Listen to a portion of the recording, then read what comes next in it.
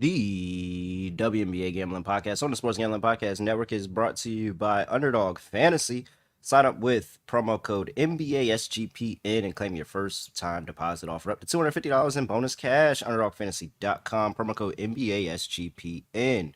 We're also brought to you by Rhythm. Rhythm's college football and NFL projections are now live. Claim your 7-day free trial by going to sportsgamblingpodcast/rhythm. That's sportsgamblingpodcast.com/rhythm. RITHMM. Say his name and he appears. The WNBA Gambling Podcast is back in your ears. You know me, know the voice, know the guy. It's me, really real, villain real, Terrell Furman Jr. here at your service. And I'm telling you, it's a lot to talk about. It's been a while. It's been a month. A whole month. And we are back. And, you know, it's a lot. It's a lot going on. There's a lot of life changes. As you can see, I have now gotten a new job. If you haven't heard, I am a sports betting analyst at Betting Pros, and super excited for the opportunity, super excited to work with that group, really excited for the podcast that's also dropping tonight that you guys will be able to hear. If you're listening to this tomorrow, it should be out already, but super excited for that. But in terms of this show, Scott, in terms of everything going on here, I just have one thing to say.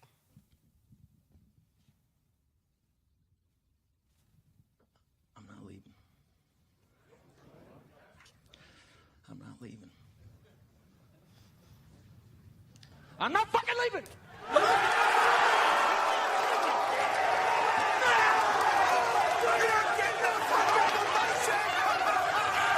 The show goes on! This is my home! They're gonna need a fucking wrecking ball to take me out of here! Oh man. No, this doesn't end. This story doesn't end.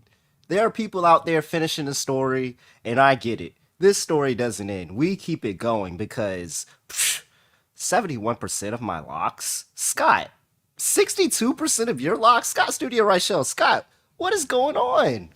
Scotty, beam me up. Surprise. Yeah, doing pretty well. Looking forward to going back to the WNBA. The Olympics were fun in general. I know that the Team USA Coast expectation was there for most of it, but then the gold medal game was very entertaining, as there was a bit of a Kevin Durant situation by Gabby Williams to end the game. But either way, point is Team USA did win by 1. Good to have the W back, though, and it's nice to see some familiar faces that we haven't seen in a while, either for ourselves or just for the rest of the W, because it felt like a lot of players were kind of stuck at home.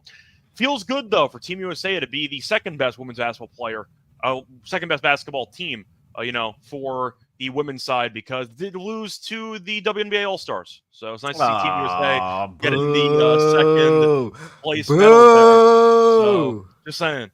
I'm sure you think Enrique was having a fun time watching Team USA win. Enrique is 2-0 versus versus them. What'd she have again? 35?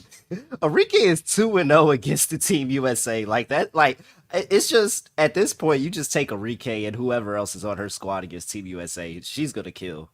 And then she had a bad first half. She did like 30 in the second half.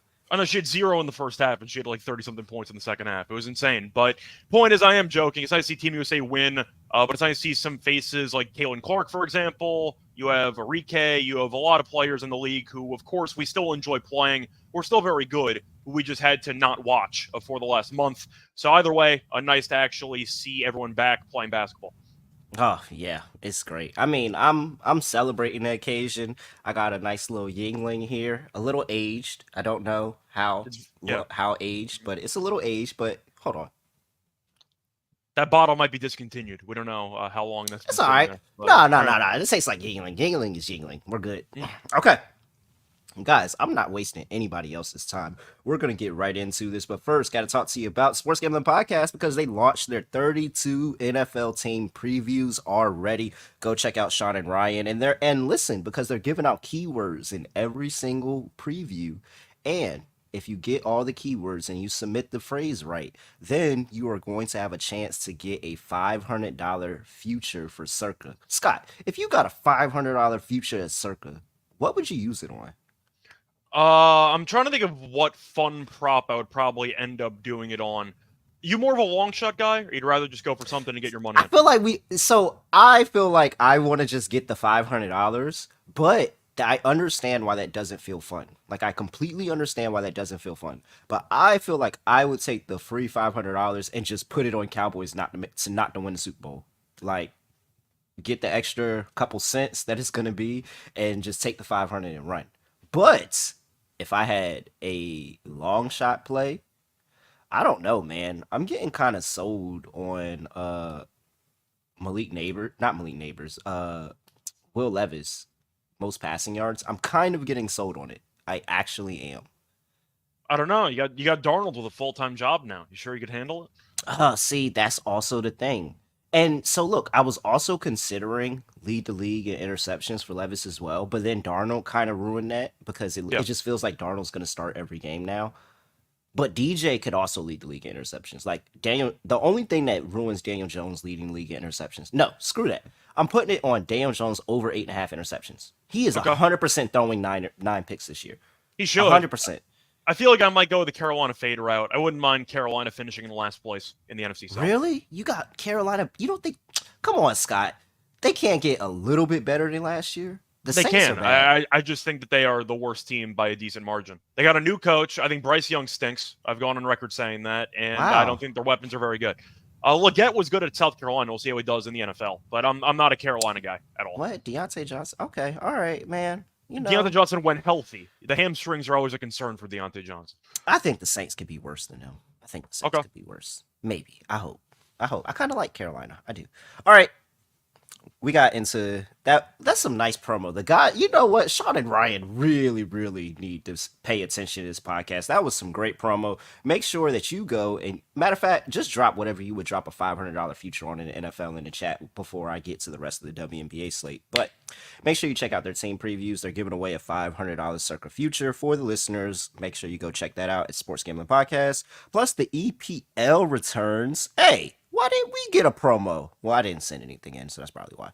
But the English Premier League podcast, hey, that's my guy, Malcolm. Make sure you go check out Malcolm and Boz, and they're doing their thing. And check out the Soccer Gambling Podcast as well. And subscribe wherever you get your podcast and the SGPN app. All right, let's get into it, Scott. Everybody's here for WNBA. This is the moment they've all been waiting for.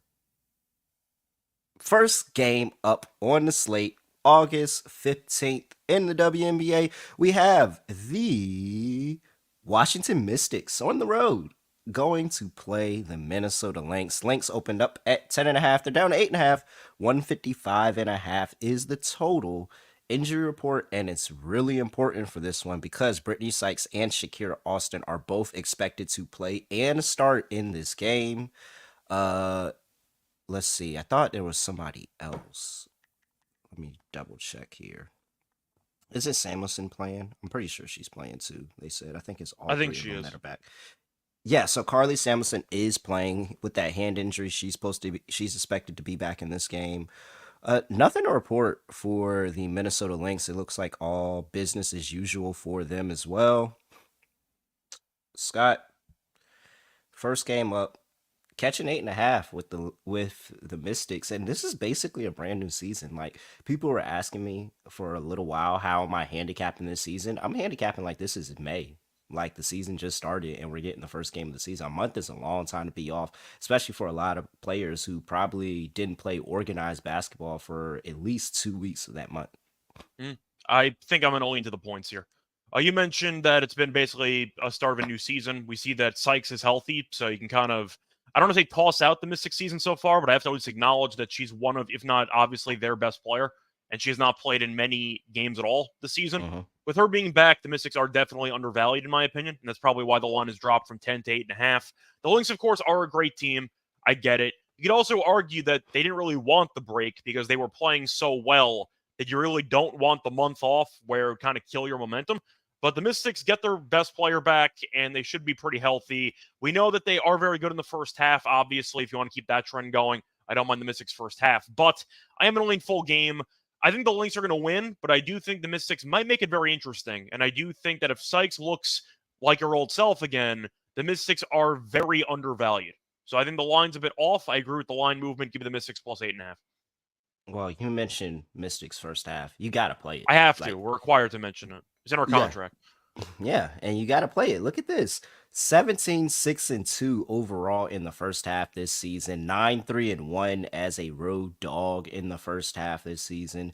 Going up against the Minnesota Lynx, who are 13-12-1. 3-7-1 is a home favorite, Scott, in the first half. Like that 1 + 1 just equals 2 there. You have to play Mystics first half. If you weren't already playing it, you definitely got to play it. Especially with, like you said, Shakira Austin is back, Slim is back. And so the fact that you not only have them and what they can give you on the offensive end, they're two of the better defenders of this team. Like, they are the two best defenders on this team, and their defensive rating goes skyrocket through the roof when they're on the court versus when they're off the court. So I think this is another opportunity where this Mystics team just rinses off that whole first half of the season and says, hey man, let's go out here, let's put a good second half of the season together. We're getting one of the best teams in the WNBA in the Lynx, and we can show up on the road and play this game. We know Eric Tebow takes the first half very serious, and he makes sure his team gets out really quickly. So there's no doubt in my mind. I love the Mystics first half plus 8.5. I will take the Mystics for the full game at the plus 8.5. 4.5 is the first half. I'm sorry, I said 8.5. 4.5 is the first half line.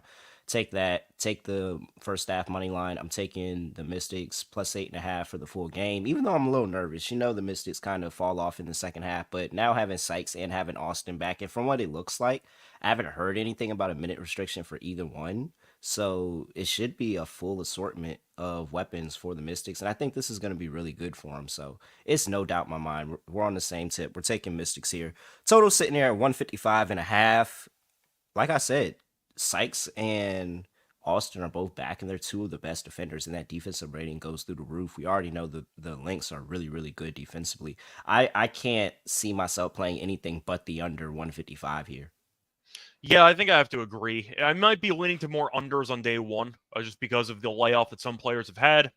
Now, a reminder that there are some players in the league who were playing internationally that were not for Team USA. So just keep that in mind. There were a couple, but the point is, I do think for this matchup, both teams can play good defense. We know the Mystics are a solid defensive team when healthy, and I do think that you might see both teams come out a bit flat offensively.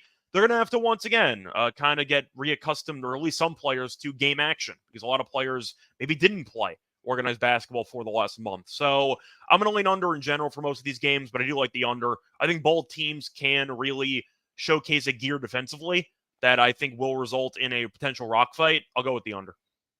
All right. Let's see. Player props. I don't have anything for Slim right now, but I'm taking her assist. Okay. I mean, I think points and assists would probably be the play too. Like, I can't see a points line that they would drop where I'd be like, I don't like if Sykes just came out and scored 20. How does she not like? That's not out of the ordinary for her. Like, I would not be surprised at that at all. Yeah, I wouldn't be surprised either. It's really going to come down to how healthy she looks. You can probably tell in the first 5-10 minutes if she's actually going to be able to have a monster game or not. It is a bit risky, but we know Sykes how talented she is. If she just looks completely healthy, we know that she's always a threat to go for 20 in any given game. So let me see what she played in that. What she did in that dream game when she came back and then got hurt again immediately. Because that was a really good game. Where's that game at? Was that in June? I think it was in June. Yeah, there it is. So, yeah, they went 87-68 on the road against the Dream. Brittany Sykes had 18 on 7 for 12 shooting, 4 for 6 from 3, and 4 assists. In 14 minutes, by the way. 14 minutes. 14 minutes. Yeah. 14 minutes. What? No, I'm sorry. As soon as they drop a line on Sykes, I'm taking whatever it is. Whatever it is. I have a hard time evaluating the actual trends for the games tonight, because a lot of the games, the last 10, the last 20, they haven't played in a month. So I don't know if that actually matters, but based on trends, the under on Courtney Williams PRA does have some value at 21.5. if you want to go with the trends leading into the break, 21.5, she has gone under this number in 4 straight, under in 8 of 9. And in the head-to-head, she actually has done pretty well against this team. But I'll lean to the under 21 PRA if you want to go just based on recent form. All right. I think, let me see. Do I want any of Dawson? I don't think so. I think if I played anything else, it might be Austin rebounds. Let me see. What's that line at? I saw her points prop up earlier. I wonder if they got the rebounds. So I see a 7.5 at plus 128. That's actually not bad. She got over that in the last three of 5 that she actually played in. So, and I think this is an under game, more opportunity for rebounds. I probably would back a Nafisa Collier rebounds prop as well, and just say that they're really good on the glass today. So I like Shakira Austin though. 7.5. I see if you can get a 6.5, because that's a little high on the plus money. Maybe a 6.5 is out there when they really drop the lines. It's only a couple of books with props out for her, but if you can get a 6.5 or a 7.5, I like that for Shakira Austin. I think she can go over that on her rebounds prop in her first game back. Yeah, I can see that. All right, let's run before we get to the next game of the slate, gotta talk to you about Underdog Fantasy. If you go 8-0, you can win up to 325 times your entry. And they got Best Ball Mania is live, so you can win up to $15 million in prizes playing Best Ball with the NFL. And they just launched their season-long college football props, so make sure you go check all of those out. And guess what? We didn't forget you. End of the show, we're still dropping an Underdog lineup, so make sure you tune in for that. And make sure you sign up with our promo code NBA SGPN. There's probably a bunch of new listeners that are probably coming in because the W's back. They see this content, they locked in. Make sure you use that promo code NBA SGPN. Claim your special pick and first time deposit offer $250 in bonus cash. UnderdogFantasy.com. Promo code NBA SGPN. All right, Scott. Next game on the slate. Phoenix Mercury. By the way, what a tough scheduling spot. We're going to talk about them twice in this episode. Yep. That is how tough of a scheduling spot they have. They have a back-to-back. And granted, it's a bus ride from Chicago to Indiana, but still. So the Phoenix Mercury play tomorrow, and they play on Friday. But we're talking about tomorrow. They are currently laying 3 against the Chicago Sky. 164.5 is the total. Injury report, and Rebecca Allen is out with a hamstring injury. She is not going to play in this one. I don't think there's any other update for the Chicago Sky. I think we talked about it. Did we talk about it? I don't know if we talked about it. But either way, around the time of the break, Marina Mabrey got traded.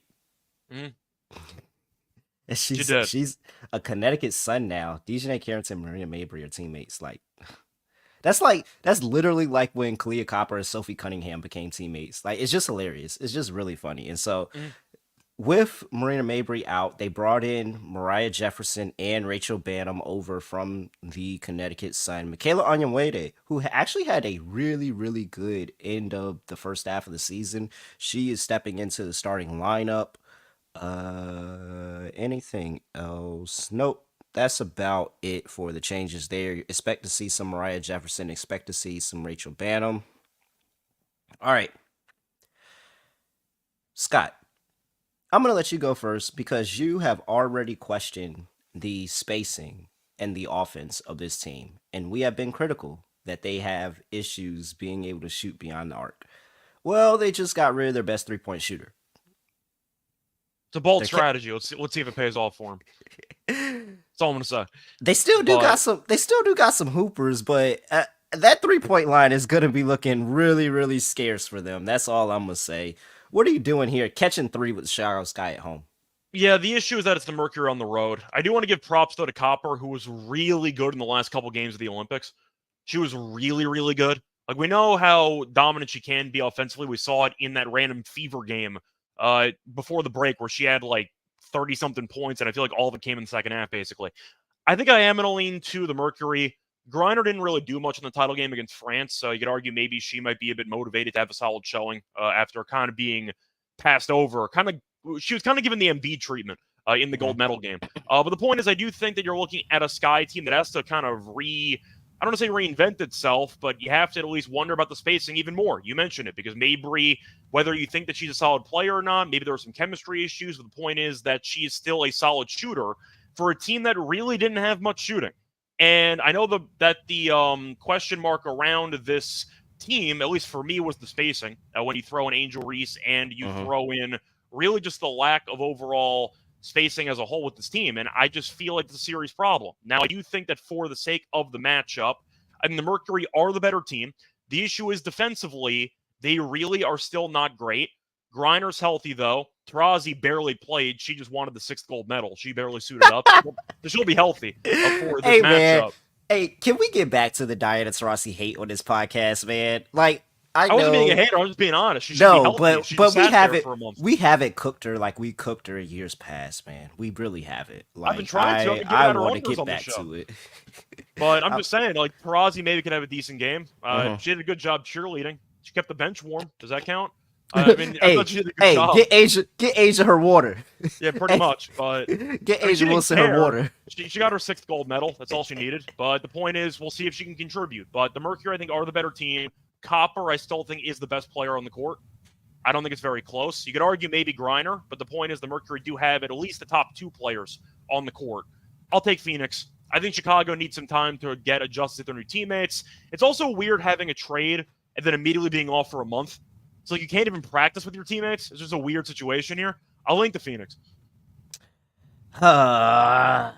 This is like an absolute stay away game for me. You should not bet this. I don't think you should bet this, but I think I will. Man, it's so crazy because you have Phoenix on the road, and we know how they are on the road. But Chicago is 1-7 ATS at home. It's not good. Like, what? What am I supposed to do with that? And then I don't know how this offense is going to look without Marina. And granted, you know, they say there was some tension with Marina Mabry, and she requested the trade. And so maybe they get up. Teaspoon is a good coach, but, like, as much as I like Michaela Onwuede, she's not replacing that 3-point production.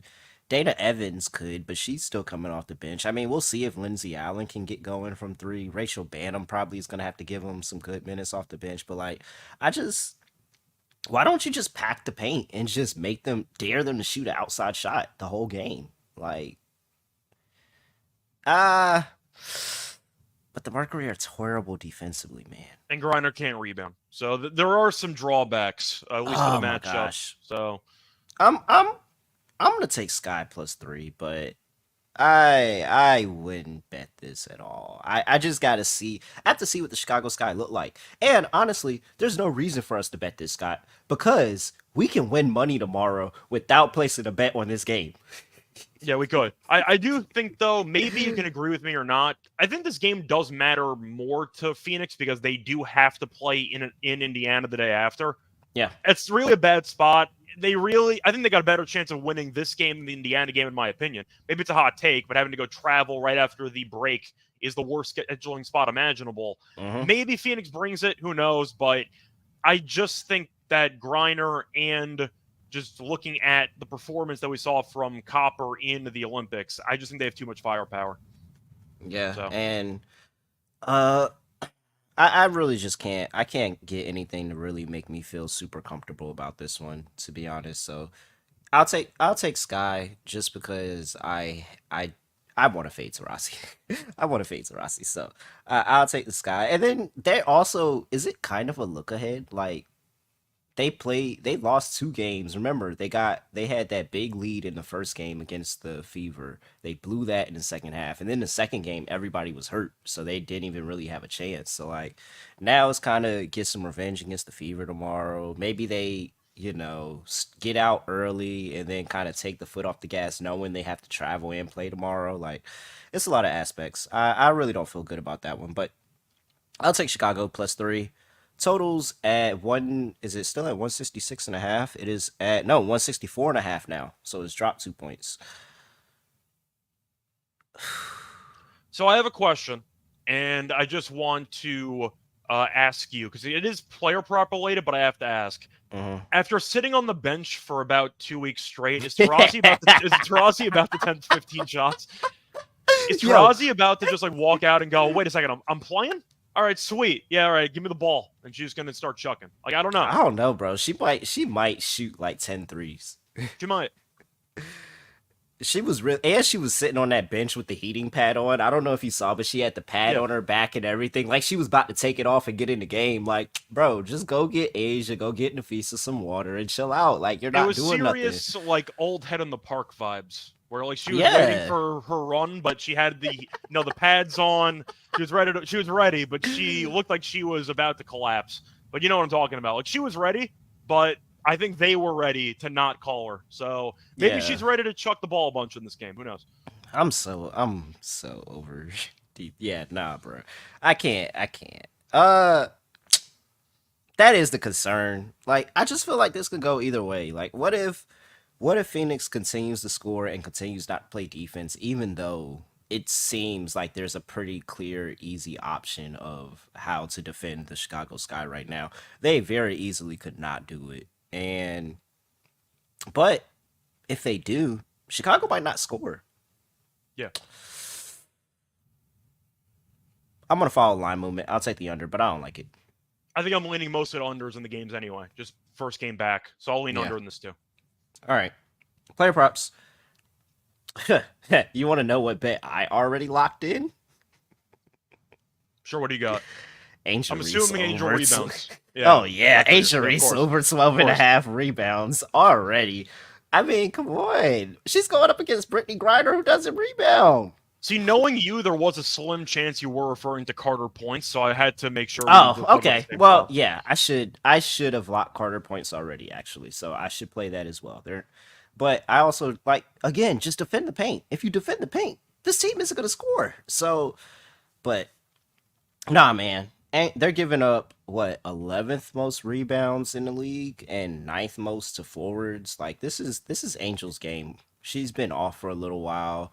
And I'm sure we're going to see a bunch of energy from her underneath the basket. I don't expect much resistance at all from anybody to really stop her. I think her and Camilla, honestly, are going to dominate the boards. And that's probably why I lean Sky just a little bit, because I think they're going to dominate the boards and get more opportunities. But yeah, it is simple. Angel Reese rebounds. We're not questioning that.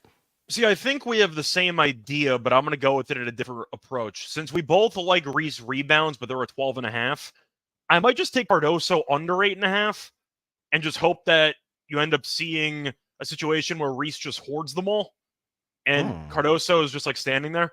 I think she might end up getting like seven maybe, but I think that you're looking at a pretty high number for a player that has been kind of forced to, I don't want to say forfeit the rebounding title, but you have seen Cardoso kind of take a back seat, deferring rebounds to Reese, whether it's intentional or not. She has gone under this number in 5 of the last 6. She has not played the Mercury yet this season. Foul trouble could be an issue. I'm assuming you think Cardoso is going to be guarding Griner, if you had to guess. Yeah. So foul trouble could be a problem for her in this game. So I don't mind Cardoso unders. Okay, not bad. I actually kind of was leaning. I know that the numbers don't support it, but I was kind of leaning Carmilla. Not Carmilla. Oh my god, I just mixed her name. Camilla's over 8.5 points. And just back in, I mean, I was listening to an interview and she missed her flight no, she didn't miss her flight. It got canceled to Brazil. Her flight to Brazil got canceled. So she was in Chicago this entire time.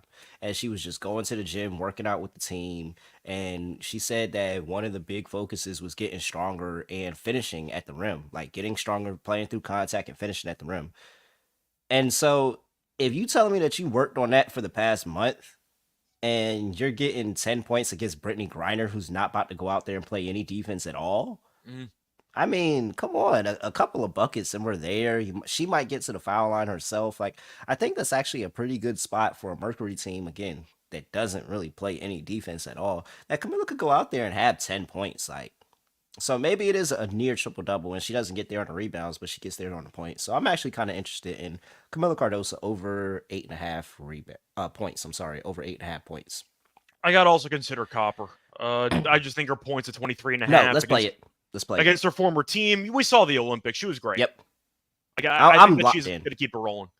I'm locked in on Kalia. I'm with you. I say we play her both nights. I mean, I know I'm skipping ahead to because we could actually handicap this game tomorrow. Thank you, Caitlin Clark. But I'm gonna play her both nights. I think she can have like if this was one of those back-to-back 30-point games for her, I wouldn't be surprised at all.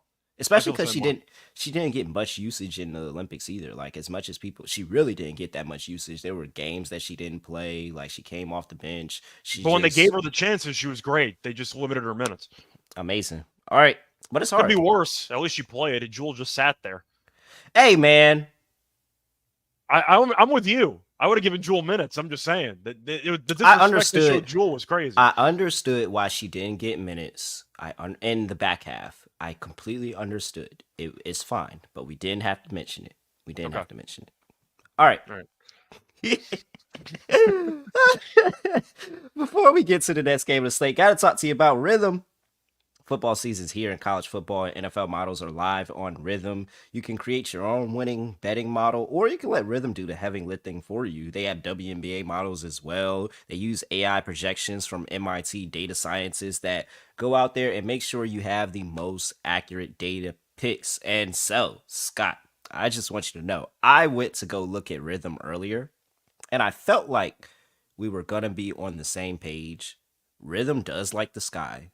Even though I couldn't get there on the bet, Rhythm does like the sky. But you know what also bet they like? They love Mystics plus 8.5. They do. They said you should 100%. They think the Mystics can lose by 5. Is that not a Mystics game?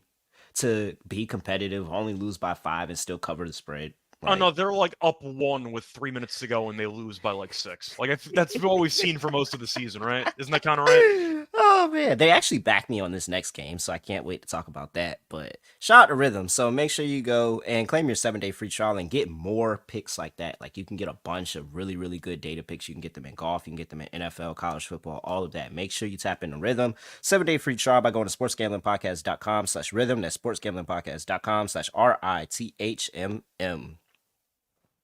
We're also brought to you by Circa Millions and Circa Survivor, where they're giving away $16 million in guaranteed prizes. No rake, no nothing. You can go out there and play in either Circa Survivor, play their Survivor Long, play their ATS contest, Circa Millions.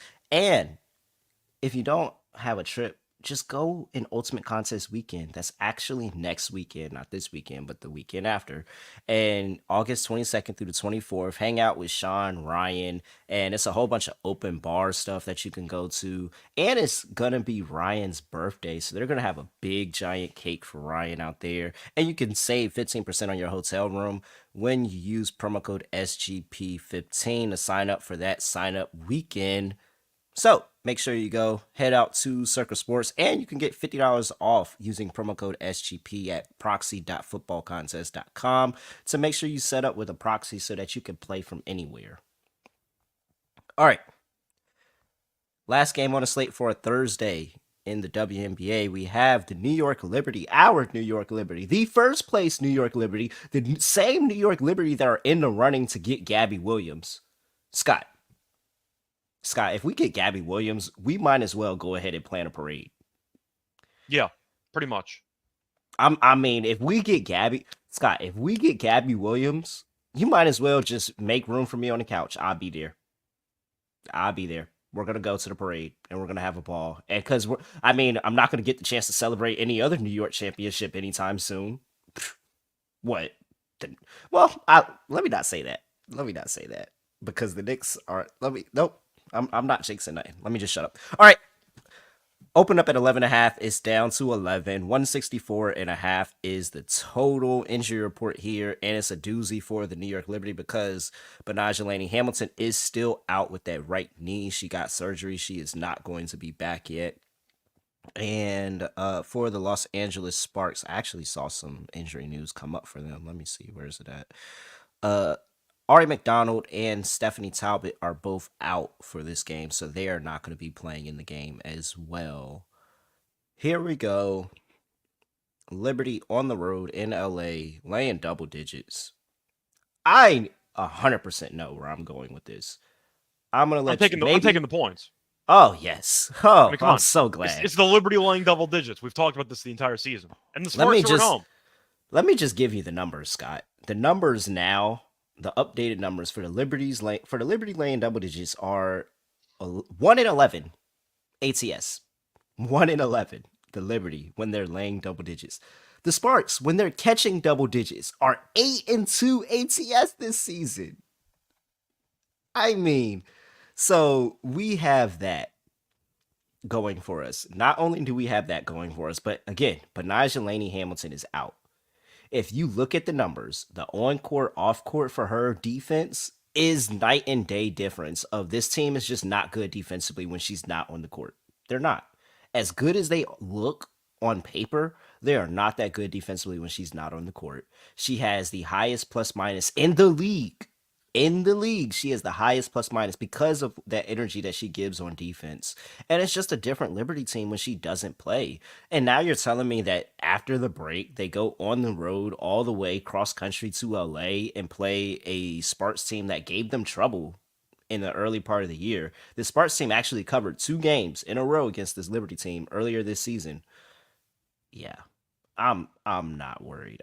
There's no way I was laying these points. This is possibly lock territory, like possibly. Well, you also forgot to mention a certain factor that the Liberty haven't seen yet. They haven't played against Azure yet this season. Yeah, Azure Stevens. You're right. So even though McDonald's out and she's been pretty good against the Liberty, they are getting a more proven commodity offensively, at least based on her career. So Azure, I think, can get the job done, at least doing something offensively. We know Hamby's still Hamby. She'll get hers going. Point is, I do think that 11.5 is too large. Would it shock you if the Liberty were down 5 after a quarter? No. No. We've seen this before. No. We've seen this before. I think they're going to win the game, but they might play with their food and come back in the second half. Listen to Azure's 4 games before the break. 10-6, 9-6. And that's in 26 and 28 minutes, by the way. 38 minutes, 16-8, 36 minutes, 24-15 against the Storm. She had the buzzer beater 3 at the cover. Man, yeah, from like she 35 did. feet. Yeah, she did. She did. Man, this is no question. I think it's kind of insane to lay this number with the Liberty. 1-11? 1-11 double digits? It's no question. I might lock this up. I might. This and is we know the Sparks are also really bad, but they are significantly better at home than on the road. Yeah. So that plays a factor. Significantly better. If the Sparks won this game outright, I wouldn't be surprised. I would be. The Liberty are personally, they're 21-4. They're 21-4. Like, who takes this game serious the first game out of the break? Yeah. They could really... I don't know how long Stewie and Sabrina were celebrating. They might be hungover. So who knows? The whole team might have been partying for 2 straight weeks. Who knows? I would not. Oh man, I would not be surprised if the Liberty lost this game. This just feels like a comeback letdown spot, and then they lock in and they don't lose another game for like the rest of the season. I think that's going to be the first half in this game. I mean, the Liberty are going to be in a close game. Yeah. Then they'll end up winning by like 7. They'll win, but what's that number on the first half for the? That number is plus 295. Yes, I don't even need a full game. Plus 490, even though plus 490 is really, really nice. Plus 295 in the first half. I agree with you, especially because we've seen this team go up in the first half against, I think they were up in the first half in that Storm game. They were up in the first half against the Aces for sure. Like, yep. Yeah, I like it. And again, no Betnijah Laney Hamilton, and that's a really big key defensive piece. All right, 164.5 is the total. This is dropping, but this is the one game on Thursday that I actually do like the over in. Yeah. And I guess maybe it's people just betting, it's such a high total. They're just betting under, thinking that everything's going to be under coming back. It's the first game in a month. All the totals are being bet under. I understand it. Yeah, but I don't know. I actually like the over. Again, Betnijah Laney Hamilton's not playing in this one. Like, that's really big. It's let me get the numbers. It's night and day difference. And I was just looking at it earlier. So their on-court defensive rating is 102. No, that's not her. That's somebody else. Let me go back. By the way, while you pull that up, I see a comment from MT asking if Carter's playing because she sprained her ankle in practice. That was not today. She sprained her ankle on the 7th. Yeah, so she said it was a week ago. She should be fine. No, she tweeted too. Somebody asked her if she was playing, and she was like, "Yes, I'm 100%, and I'm playing." So go check her Twitter. She definitely responded to somebody. I saw that earlier. I'm just 'Cause saying it wasn't today. It was a week ago, so she should be fine. Yeah, she's good. She's playing. She's all right. But yeah, so Benaj Laney Hamilton, defensive rating on court, it's a 6 point difference between on court and off court. It's a 6 point difference. Like that's pretty big. It's the highest difference on the team. So yeah. Or the lowest difference on the team because it's a negative number. So I think it's lower. Whatever. It doesn't matter. All right. I know what you're I'm trying on to say. over. Thank you. Yeah. Or just in case the Liberty really, really do fold, Sparks team total over. Okay, I can get behind that. Let me see. Let me give out a number for the people. What's the If you want number to go on that? Yeah, I have a prop. 76 and a half. Come on. The Liberty can't give up 76 and a half. I think they gave this number up in... Did they give this number up in both games before this? I mean, I think if they're covering, they're going over. So okay, so listen to the two games before this season. 93-80, 98-88. They cleared that number. Yeah. Yeah, come on. We're doing it. All right. What's up? Play props. Yeah, I was going to say, for one prop I am tempted by, if you want to go for the head-to-head numbers and the actual just recent numbers in her games, Hamby rebounds actually been kind of underwhelming. I don't mind the under at 9.5. She has had less than 10 rebounds in 4 straight games against the Liberty in her career. Not great. She has had less than 9 rebounds, actually, in 4 of the last 5. And so far this year, in the 2 meetings, she had 11 in the first meeting, 6 in the second. We know with John Quell and with Stewie, the Liberty are a good rebounding team. Hamby, I don't want to say is the only rebounder on the roster, but the point is I think she'll have a problem actually rebounding. And historically speaking, she has not done that well against the Liberty rebounding-wise. I'll go with Hamby under 9.5 rebounds. All right. And MC6 made a good point. He was like, then ESPN is a week behind. Yeah, ESPN is horrible with WNBA injury reports, and you should That's never every follow injury them. report, by the way. It's not just WNBA. ESPN actually has like the worst news imaginable. Go to RotoWire. Just go there. RotoWire is pretty good. They were slacking, though, with Olympic stuff. There were a couple episodes where Lonte and I were kind of, I'd say, not fully up to date on Alvarado's injury that he suffered because RotoWire didn't mention anything. So there were some blind spots for RotoWire, but for the sake of actual domestic leagues, they're really good. Just use RotoWire for injury stuff. Yeah. All right. Somebody mentioned it, I think. I'm taking it. Azure Stevens over 12.5. I mean, why go away from it? Why go away? She's been over in the last 2 games. She's starting to get the minutes, but in both of those games that she had 30 plus minutes, she went over this total and cleared it 16 and 24. I think this is a good matchup for her. She can spread the paint, she can score it on the inside, she can grab the offensive glass. Like I'm looking forward to see the matchup between her and Jacquel Jones. So yeah, I think Azure Stevens is a very, very good play. You should be still backing her over 12.5 points. I do like your Hamby play. Actually, I don't really, because I really don't want to play anything with Liberty in case the Liberty just lay an egg here. Like, I just think this is a bad spot for them. So, bro, they're 21-4, and it's nobody even spitting distance coming in them in record right now. Like, they can drop a game and get it back together and then go on a run. So, yeah, I'm just not looking to the Liberty's way this game. I'm not. But they're still going to win the title if they get Gabby Williams, for sure. Like, 100%. Like, any hope that I had for the Seattle Storm goes completely out the window if they sign Gabby Williams.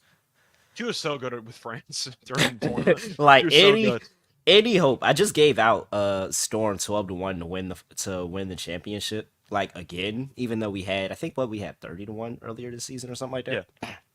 But, like, I just gave out 12-1 again. That goes out the window if they get Gabby. Like, I am completely all the way on the Liberty if they get Gabby. That's literally the piece they're missing. So, all right. That's Thursday. Let's get to Friday. Another 3 games. Seattle Storm on the road going to play the Atlanta Dream. Storm open up laying 6.5. Scott, I'm not going to lie. This was 6.5 by the time we start the podcast. It's up to 7 now. 159.5 is the total. I don't have anything for an injury report. I don't think anybody is on the radar of even being hurt on either side of this game. Jules well rested. Fuck you. Yeah. I hope she gives 30 this game. So do I. I hope she gives 32. I'm just saying she's too good to be sitting there the entire Olympics, but it felt like she just sat there for the last 2-3 games. Sorry, it's fine. I knew it. I was already mentally prepared for it. Like I was already She ready. was I the knew it was Jason gonna Tatum happen. of the operation. We'll put it No, that way. no, that is Tarasi. That is. I will not let you disrespect Now, her like that. Tarazi, I think Tarazi was actually the Halliburton of the situation, if I had to compare them. But, I mean, Jewel got some playing time. Oh Halliburton and man. Tarazi were just there enjoying the vibes. Hey man, and they both were clapping up a storm on Yeah. that bitch too, man. They were both clapping up a storm. All right, so let me just go ahead and get this out the way because I mean, I don't have any other reason to do anything different. I mean, come on. What reason? Do you have any reason for us to take the points here? Like anything? The only concern would be if the Dream are now healthier, and you think that when healthy, this team's not actually that bad. That's the only counterpoint. I don't know if I agree with that. I still think the Storm are head and shoulders above the Dream, just based on their average, I'd say, performance and their ceiling, obviously. I'm taking Seattle. I hope Jewel does drop 30 on this team. I still don't think Tina Charles fits with this roster at all. And I think that you're just looking at really just all the options the Storm have, and I just don't see the Dream hanging in there. So I'll go with the Storm. I know Atlanta tends to be better at home than on the road. This year, they've kind of been out of sorts everywhere at this point. Mm-hmm. I'll lean to Seattle in general. They're the better team. And shout out to my guy, Capper Ron, in the chat. He said he leans Seattle first half. I don't just lean Seattle first half. I'm probably going to bet Seattle first half because this Atlanta Dream team is a horrible, horrible first half team. Looking at home, they are 1-10. 1-10 in the first half, 0-7 as a home dog in the first half. I mean, I just they're 8-14-2 overall. Like they just start games slow and it looks bad. And maybe maybe the fact that they're healthy, they come out competitive and this is close and so. But I That's just the think only Storm, counterpoint I can make. I still don't think they're a well-run team right now, but that's the only counterpoint I can make is, while they're healthier now, maybe they'll be able to show up for a home game. I'm with you, Capper, though. Yeah, I'm not a big yeah, Tanisha Wright fan. So yeah. I was literally just about to say that. He's right. Tanisha Wright's still coaching the team. So, like, I mean, they have the coaching edge. They have the talent edge. The Storm are a top 5 defense and offense in the league. Like, I just don't see why the Storm don't pick up where they left off. Like, I really think this team can make a run and be potentially the 2 seed here. Yeah. So, and we saw Skylar get injured right before the break, so the month off. I don't think she missed any time, but the point is now she actually has time to be fully healthy, which helps. Yeah. I'm all over Seattle here. This is possible lock territory as well. I'm not gonna lie. I just don't have any reason why I feel like we should take the Dream at all. Besides the health factor. Like that's really it. But like it's nothing else. And even fully healthy, I still think this Seattle team is way better. So yeah. All right. 159.5 is total. I mean, the Dream gonna score. Can the Dream score? Yeah, I don't know if they can score. I gotta go with the under. Like, we know Seattle's a great defensive team, but the Dream are horrible offensively. It's one of those where they could single-handedly drive the total down themselves. And the Storm can go crazy offensively. The Dream can slow the pace down themselves. I think I'm leaning under here. The Dream, I think, might end up with, if they ended up with like 72, would you be shocked? Probably not. Oh, man. And they don't have the team total out yet. I was just about to get the team total line and say, what is that? Let me look at, because Bet365 is really good at that. Let me go check them and see if they got the team total up. I'll pull up the head-to-head meetings this season. Yeah, just give me a team total. Like, I don't even need to see the number. Just give me a team total under on the Dream. And I'm just, honestly, I'm going to let the Dream prove me wrong. When they prove me wrong, then I'll stop fading them. But until then... First meeting, by the way, basically what I thought, 81-70. It was in Seattle, but that's basically the score range that I have in mind. Yeah. No team total out yet, but I can't see myself backing them to score at all. Especially, like, the Dream score inside the paint. The Storm let you try to score inside the paint, but they have one of the best paint defense in the league. Like, I'm not interested. All right. Under 159.5. I do want to ask, by the way, in 2024, who do you think is actually better, Charles or Magbagor? Magbagor. I agree. That's my point. I think they're better at almost every position. Like, even scoring, I think she's slightly better because she's got Charles has really, the volume. really consistent. That's the thing about Charles. She has the volume. If you gave McGregor the amount of shots that Charles had, I think she would average like 15 or higher. It's because Tanisha Wright and they used to play together. That's what it is. I think it's because they used to play together. And Tanisha Wright just keeps giving her the ball. I wish I could take an over field goal attempts for Tina Charles. I hope they keep giving her the ball. Storm are going to cover easily. Hey, I'm about to call Underdog, and I'm about to ask them for field goal attempt hires. What? That would be a lock. Tina Charles higher, whatever her field goal attempts are. Mm. All right. Player props, no doubt in my mind. No question. I don't care. Nobody's stopping Jewell Loyd. This version of Jewell Loyd, nobody is stopping. She's about to come out here, and she's about to dominate. 20 and a half? You telling me, first of all, I can pay a little juice and get just 20? She's the leader. She's the option. And they all saw it. They all saw her not get minutes in those Olympics, and they said, we got something for you. Jewell Loyd's going over this. Over 20 and a half. Easy. Yeah, I agree. She's all the incentive to put up a monster game. And she's that good. That freaking good. All right. Let's see. What else do we have here? Any other player props in this one that tickle your fancy? I thought about maybe Ryan Howard under 8.5 rebounds and assists. Really? If we don't think they're going to score that much, I do think there is some room to maybe take some unders with Atlanta. Mm-hmm. And you're looking at the just in general, she, I believe, did not play against the Storm in the first meeting when they lost by 11 in that one. She has gone under this number in 4 of the last 5, but mostly if you're expecting Seattle to put the clamps down, we know that they're very good at preventing assists this season. Seattle's allowing the 3rd fewest assists per game in the entire league. We know with Charles and with the options that the Dream have, the rebounds aren't a guarantee for her with this lineup. So I think that if Howard doesn't go berserk rebounding-wise, maybe if you want to just go assists only, that could be an option for you. I think the assists might be a little bit hard to come by for Howard, especially with Alicia Gray and with the other players who constantly demand the ball for that team.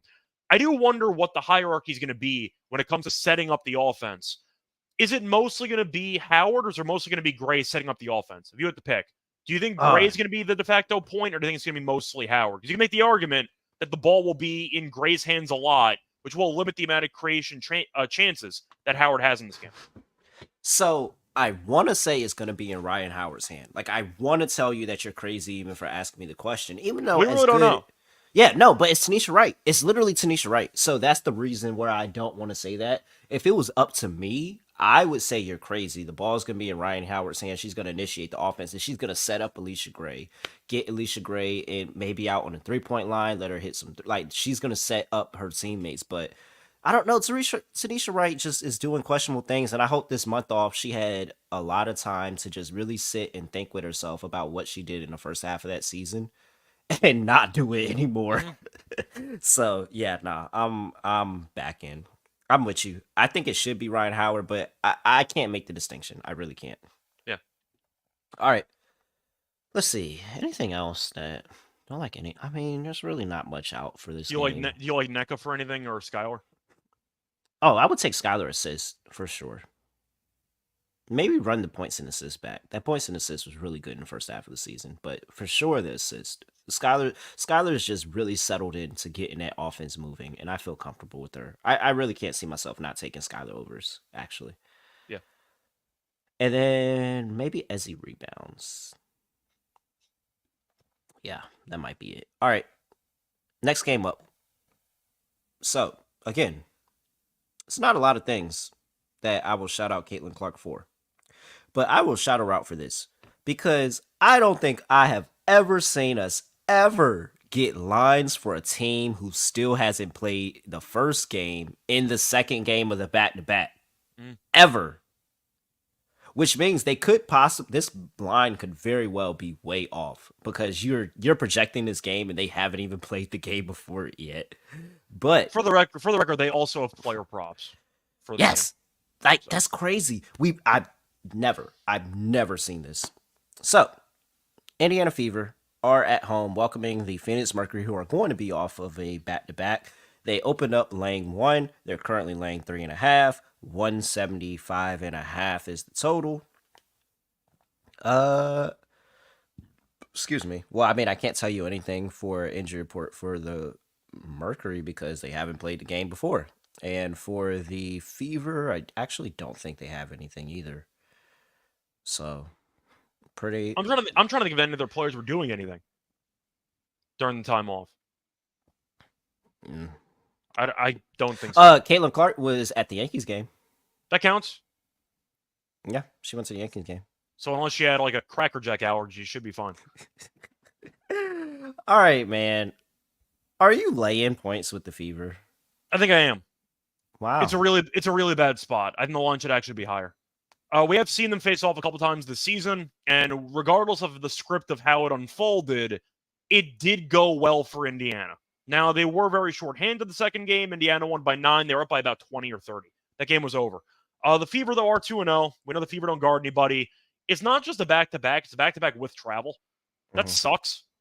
Like, that's really a terrible spot here. I think 2.5 is too low. I would go with the Fever. I think the line's too short.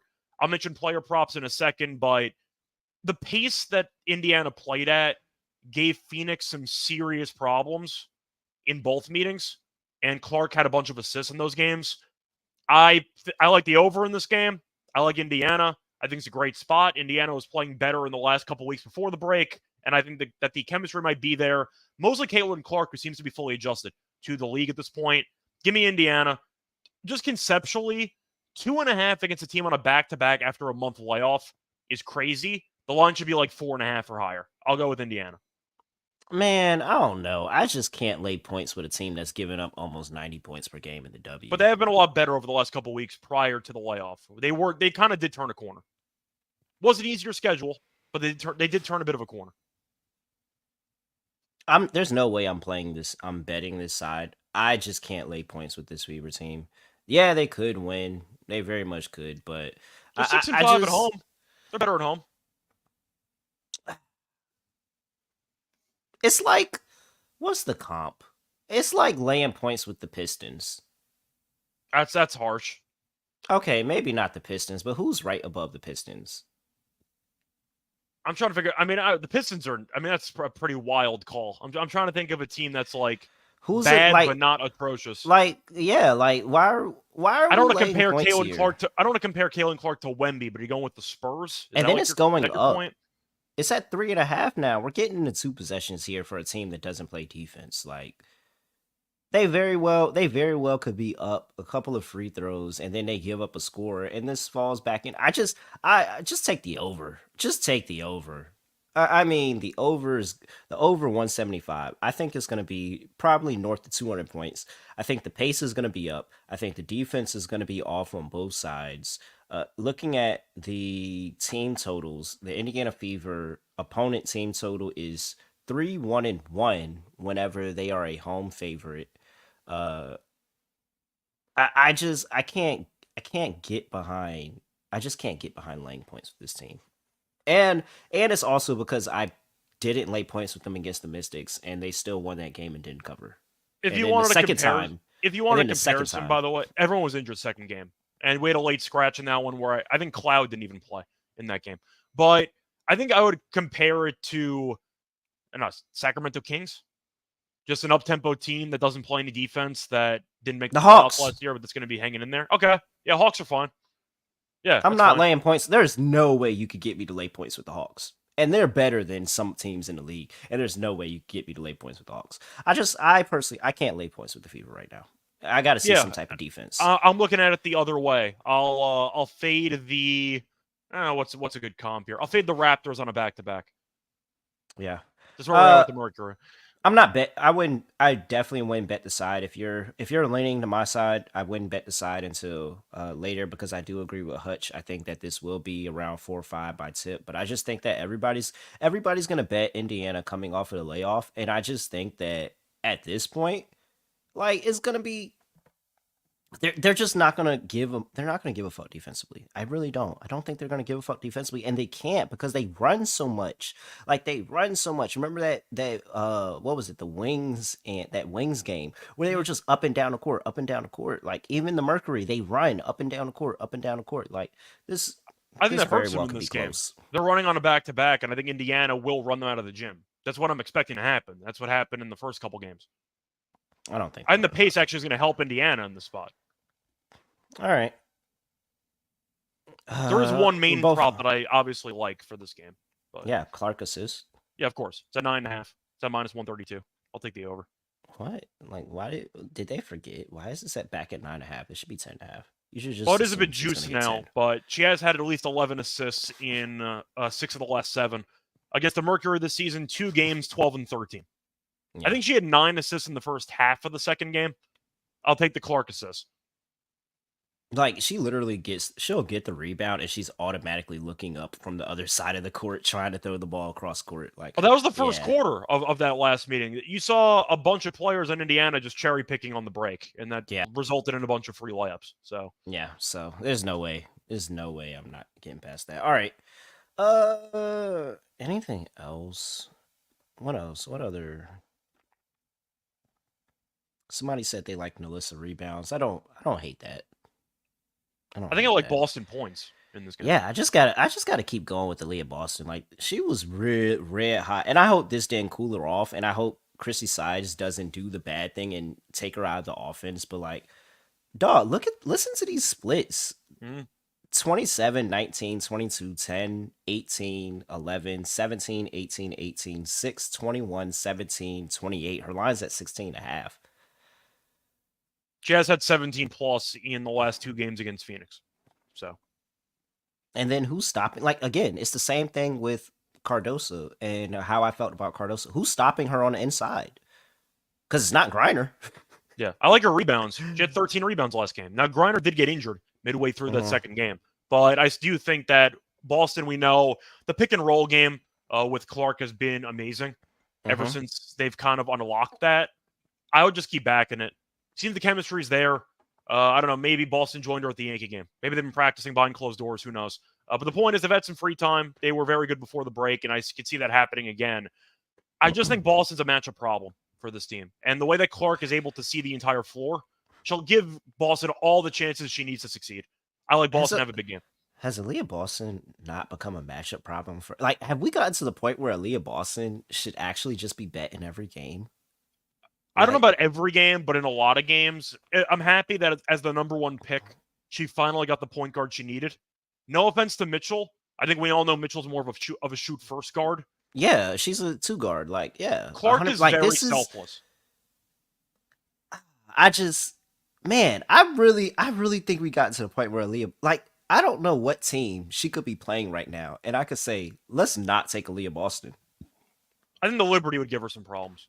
But not many teams out there. Well, no, because the Liberty give it up inside the paint sometimes, though. Yeah, like, sometimes they do too, but... Yeah, I don't know. You just go for the blocks with Asia, basically? Okay, all right, okay. But the Aces don't guard anybody either, so I don't know. And then it's like she's going to want to show Asia up, like South Carolina. I don't know, man. I think Aaliyah Boston might be an auto bet. Or Helm says Minnesota. The boards would be there for Boston against Minnesota, but maybe not the actual... points. Okay. All right. Minnesota, I might hesitate. They're not a good rebounding team, though, so Boston's rebounds might be there against them. But... You got to play the double-double at +110. You have to play the double-double at +110. What? Plus money? Plus money? You got to play the double-double. All right. Let's see here. Last game up. Man, already? Well, we have been here for an hour, I guess. Hey, Scott, I can't wait to give out this one. So, the Connecticut Sun are on the road, going to play the Dallas Wings. The Sun opened up laying 6.5. They're currently laying 5.5. 159.5 is the total. Injury report, and the big news that everybody was talking about earlier today, because Mo Billings and Odyssey Sims, who played great with their time during the Wings this season, have been released because they were on a hardship contract, and the team is bringing back the Satsu Sabli. They're bringing back Maddie Segrist, Jaylen Brown, and so they're all going to be healthy. Maddie Segrist is not playing in this game. Maddie Segrist will be returning on the 20th against the Liberty. Satsu is expected to play in this game. Scott. There's some dangerous ideas in your head. Scott, they are winning this game. Scott, they're winning this game. All right, they are so going to win this game. Okay, so let's just go ahead and rewind because there's a lot of people that are new here this season and they don't really know who Satu Sabli is. Satu Sabli is a former All-Star, absolute bucket. And I believe she had a triple-double last year, or was she close? I think she had one. I think she had one last year. She had triple-double last year. She's able to do it. She's able to help initiate offense for this team. She's able to score it on her own. She's able to shoot the three. She's able to defend. She does it all. Like she can do it all. And a really, really basically unguardable piece for them. And when they have Satu, Natasha Howard, and Enrique in the lineup, this offense is really, really dangerous. So you have that going for you. And let's go back in time to 2023. And in August, 2 games, they were laying 2.5 against the Sun. They won that game 91-81. They were catching 4. They won that game 95-75. In the game earlier this season in May, they were catching 8.5 points. They lost the game 74-72. This is again without Satu. Now, earlier this season, that's when they had all the injuries. I don't even think Enrique played in that Sun game. That's when they got killed 85-67, and it wasn't even close. But that's it. That's it. They've been competitive against this team. They are really good. Everybody doesn't want to admit it. They don't want to admit it, but Satu Sabli is a key piece for this team, and when she comes back, it opens up the offense. They play slightly better defensively, not that much, but slightly better defensively. And bro, she was killing in the Olympics. Like she got the run, so we're not looking for her to ramp up activity, and she might be rust. No, she knocked the rust off in the Olympics. I mean, Scott. And now on the other side of ball, you have Marina Mabry coming into the lineup, and now the Sun have to figure out that they got to figure out those rotations and how they're going to play with Mabry and how this is going to look. Man, they are winning this game outright, Scott. They are going to steal one. They're going to steal one. The Sun do this all the time. They're going to steal one. They're going to steal this one. They're going to win this game outright. I'll start off by mentioning Satu's actual numbers in the Olympics. She shot the ball pretty poorly. Did shoot around 40% from the floor, so that could have been better. But she basically averaged 19 and 6. So she played well for the most part, especially for the long layoff. So we'll see if she can shoot the ball more efficiently, and we'll see if the rebound numbers go up. I'll take the points. I'll join you somewhat in this one. I thought about it, but the Wings have given this team some problems, and we know the Sun offensively can be really ugly to watch. I'd say, I don't want to say a decent amount of the time, but it can be a bit of a slog on occasion. And I've gotten mad at 18 not shooting enough. It's well documented. I do think that with the trades they made, I like the trade overall. Long term, needed more shooting. I question the overall chemistry in the first game together. That could be an issue. But I am going to lean to the Wings at home. It might be one of those games where if it was in Connecticut, I'd probably lean to Connecticut. But since it's in Dallas, I'll lean Dallas. They might be out of the playoff picture already, but they're going to try. They're going to try their best to get back into it. I'll lean Dallas here. I think they'll make it interesting. All right. Satu's last 4 games against the... Last 4 games against the Connecticut Sun, 26, 16, 28, 7. The 7 was because they blew them out by 20. Yeah, she's a really, really good basketball player. Man. She's their best player. I know what the reputation is around Enrique. I think Satu's a better player. Might be a hot take. That's where I stand. I'm very, very big on Satu Sabli, so I actually can't get mad at that. I really can't. Plus 185 on the money line. I might be talking about this in just a second. I just might. Player props. No, wait. Total. 159.5. Over. It's so annoying because these teams are the it's exact only opposite. 150. Come on, how many times do you get the Wings with a total? These teams are the exact opposite of each other, though. That's the problem. Is that the Sun, of course, are an underbetter's dream. They're basically the Virginia of women's basketball, and the Wings are the opposite. They just go up tempo the entire time. They're like this past year's Kentucky.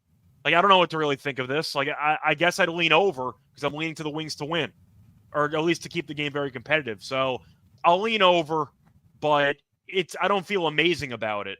But I think the Wings hang in there. Why is this only 5.5? That is my last point. Why is this only 5.5? Should be more. It's not because they know. They know the Wings are about to win this game, and they're trying to fix their liability. Wings plus 185. Over. I'm sorry, over 159.5. Because what am I getting? I'm getting the Wings with a total under 160. No way. Player props. Scott, I just want you to know that Satsu's assists are at 3.5 right now. Okay. She had 5 in her last 2 games against the Sun, 3 in a game before that, and then 1 in the far game before that. But she's had 5 in her last 2. You look at she first of all, 3.5 is just comical at this point. She actually has a role in the offense where she helps generate the offense. She may dish off to the big. She may kick back out to Enrique. Like, she has so many options to go. She's such a good playmaker. Like, I'm taking Satsu over 3.5 assists. Honestly, your team's 6-19. Give your best player the ball.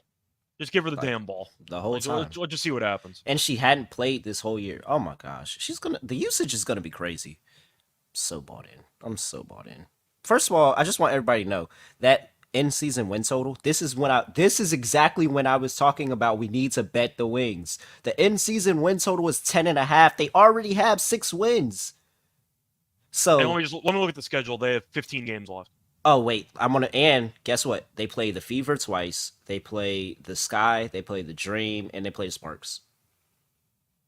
There are wins there, and they'll upset some teams if they have. And a good they offensive will game. upset. They will upset some teams. They're gonna get 11 wins. That is a lock future. That is a lock future. Wings over 10.5 wins for the rest of the season. They are 100% getting 5 more wins by the end of the year. I saw somebody asking, by the way, about Satu's PRA. Her PRA is at 24.5. She's been good to that number too. That sounds short. Against Connecticut, she's gone over in 3 of the last 4. There it goes. Shout out Outlier for the easy information. All right. What? That is fun. All right, we're done, Scott. All right. It's time for everybody's been waiting a month for this. We have high expectations, Scott. Like very, very high expectations in this segment. Just to go make sure I'm reading off the proper numbers so that nobody says I'm lying. Let me go back to our sheet here. 25. I was 25-10 in the first half of the season on my locks, 71.43%.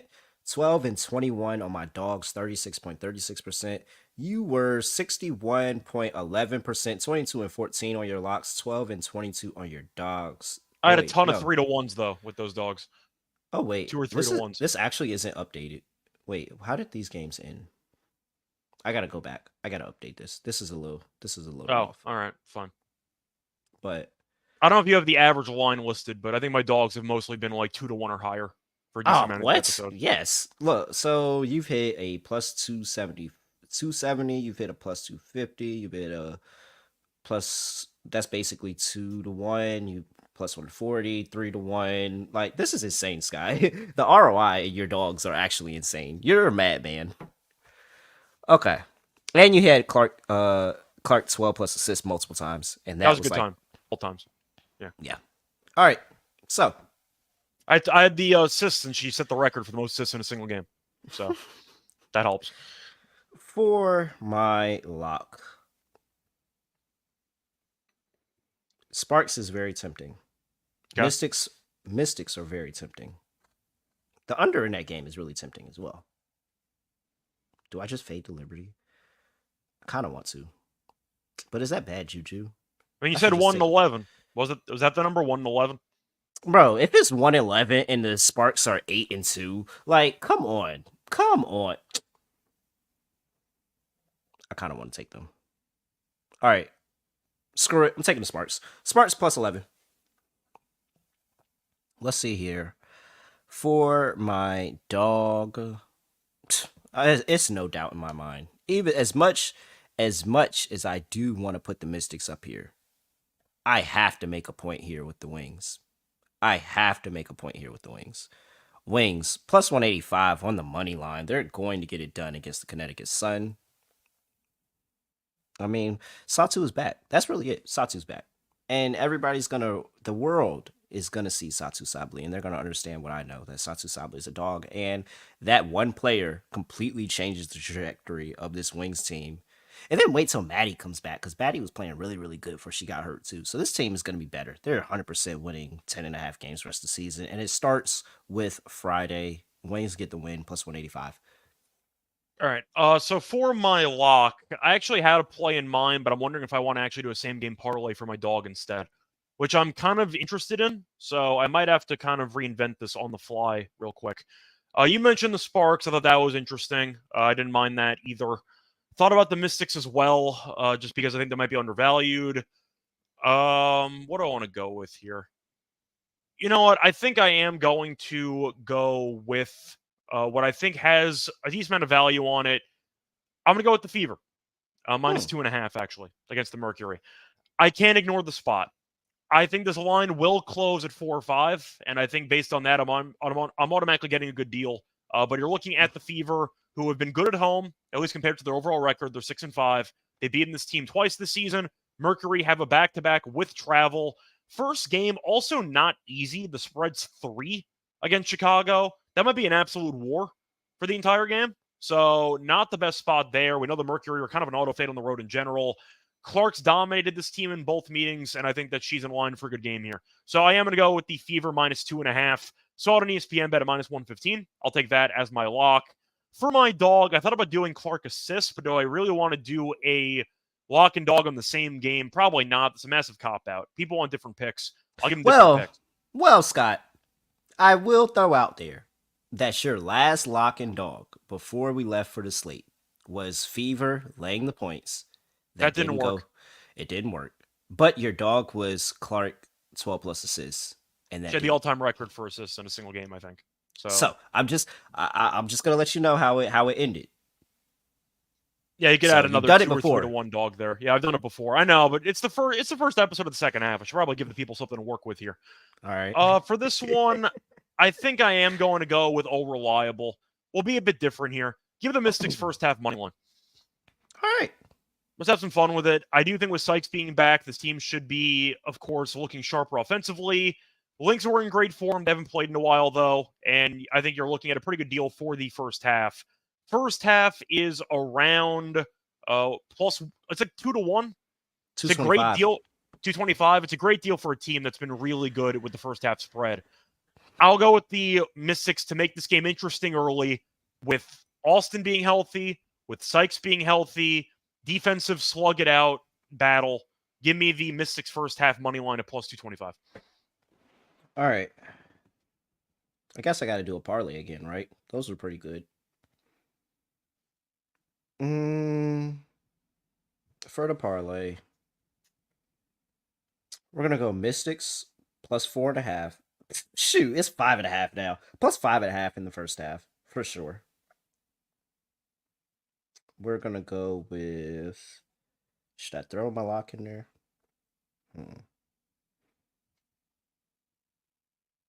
Yeah, why not? Let's throw Sparks plus 11 in there. I really can't get... I can't get on that. You throwing the Wings in there? A dog parlay? No, because I kind of want some action on the Storm. So I think I'm going to just take the Storm first half as the other play. All right. But I don't have a first half line out for that yet. We're just gonna call it, play it when it's available. Storm first half is probably gonna be like 3.5, maybe 4. Honestly, there's not a number that they could play, and I'm not gonna play the Storm first half. Or should I just take them for the full game? I'm just taking them for the full game. Screw it. No, Storm minus 7. So Storm minus 7. Mystics first half plus 5.5. Sparks plus 11.5 for the game. That's the parlay. There you go. Okay. There's your parlay. 540, 530, whatever. Somewhere around there. Juice. Okay. Underdog. Well, I know we won Clark assists. Yeah. Do we just go Clark assists and Reese rebounds and just call it a day? I mean, a reminder, by the way, there is a promo where you can get Reese for, I believe, half a point. I think there is a promo for that. Yes, if you want to throw that in. So, is there a? There is. So they're giving you 0.81x on Clark and 9.5. Are we still gonna take it? Do they have double instead as like a loophole? No, they don't. Okay. I tried. Nope. All right. Let's just take it. We'll take it. Fine. And we should. It's all reliable at this point. Yeah. I mean, come on. That's really it's comical. Okay, so we got that. Reese higher, 12.5 rebounds. So we got Clark higher on the assists, Reese higher on the rebounds. We need one more play. Okay. We can. Oh, did you want to go with that? You want to go Azure? Oh, yeah. Let's do that. Where's that at? Let's see. Azure. I think it was 12.5 when we talked about it. It's 12. It's 12. Yeah, higher 12. Sure. So there we go. Wait. What? Oh, never mind. That was off. That juice really messed us up, but fine. It's cool. We'll take a win. We'll just take a win. We're gonna ease into this. We're gonna ease back into the season. We're gonna go with what works. So Caitlin Clark, higher, 9.5 assists. Angel Reese, higher, 12.5 rebounds. And Azure Stevens, higher, 12 points. That's gonna pay 4.86x. Not bad. It's not as high. It's normally 6, but we'll take it. We'll take it. Cool. Scott, anything else for people before we get up out of here?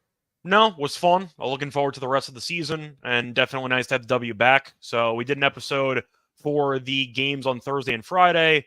We'll be back at some point over the weekend. Yep, be back. We'll break down some good games on Saturday too. So we're gonna be able to talk about all of that through the weekend. We'll be back. Just make sure you turn those notifications on. You know when we'll be back for sure. Hey, look, I have a new show. It's coming out with Betting Pros. I'm about to record the first episode after this. It's called Fast Break Bets, where it's just going to be, 15 minutes basketball. 15 minutes basketball picks. WNBA, NBA, college basketball, all of that. So make sure you support me and check out my new show, Fast Break Bets. And you can go get that wherever you get your podcasts as well. Make sure you give us a 5-star rating and review wherever you get your podcast. Make sure you like this video. I got 54 people in the chat right now. Just drop us a like on your way out, and make sure you give us a 5-star rating and review if you're listening to this via podcast. If you're hopping in the YouTube stream late, just go ahead, comment, like, all of that stuff. Subscribe if you're not subscribed. We're going to be here for the rest of the season. We're not going anywhere. So, all right. I think that's it. I have nothing else to say, nothing else to do. No other way of ending the podcast. Just going to end it like this. We are back.